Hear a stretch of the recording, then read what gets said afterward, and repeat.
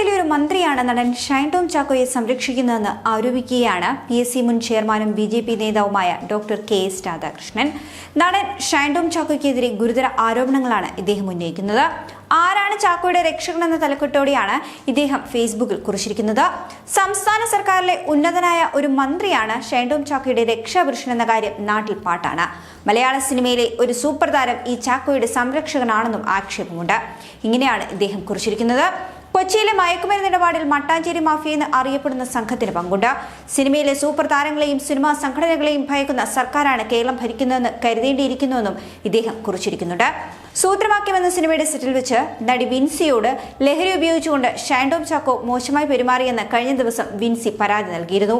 പിന്നാലെ ഷൈൻ ടോം ചാക്കോയെ അന്വേഷിച്ചെത്തിയ പോലീസിനെ വെട്ടിച്ചുകൊണ്ട് നടൻ ഹോട്ടൽ മുറിയിൽ നിന്നും ഓടിപ്പോയി. നിലവിൽ ഷൈൻ ടോം ചാക്കോ ഒളിവിലാണ്. പോലീസ് അന്വേഷണം ഊർജിതമാക്കിയിട്ടുണ്ട്. നടന് സിനിമയിലടക്കം വിലക്ക് ഏർപ്പെടുത്തുമെന്നാണ് സൂചന.